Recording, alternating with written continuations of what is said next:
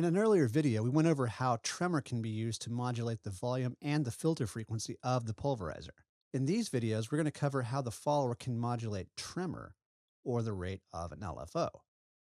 In the last video, we covered how the follower is a device that allows the pulverizer to modulate a signal based on its own input. We also know that the tremor is a device that modulates our incoming signal into the pulverizer through waveforms. We know that the waveforms are what causes these perceived patterns of ducking and filtering within our pulverizer signal. And it's the rate or speed of the patterns that decide the speed of the modulations upon those frequencies. Let's hear this in action now.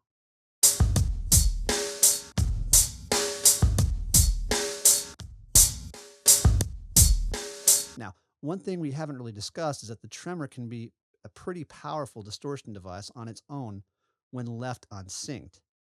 When the tremor is unsynced, the modulation patterns can play so fast that they introduce a devilish distortion or ring modulator type effect. Let's take a listen.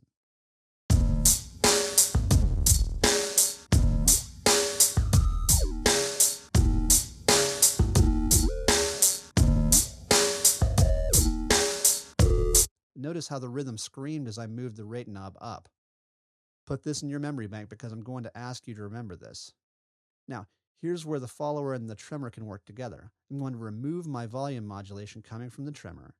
Now, I'm going to dial in my follower's threshold where I'm just getting the main beat, not the subbeats.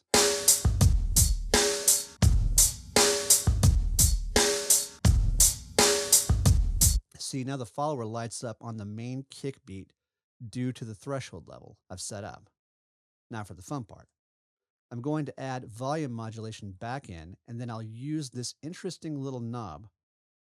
What this does is cause the rate knob of the tremor to be modulated by the follower, meaning every time the follower lights up, the rate knob of the tremor will be pushed up. This creates a very interesting effect. Remember when I asked you to put this in your memory bank? This is the effect I'm talking about. Okay, let's take a listen to this effect in action.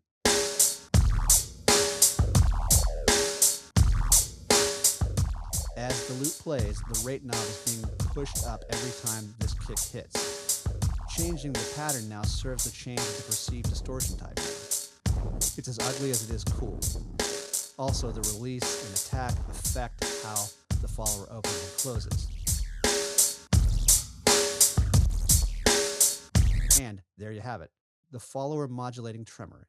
And this is just the beginning of this function, because when you start breaking into the back of the pulverizer, this can take on a whole new meaning. We'll start looking at this soon, but before we get to that, let's look at trigger.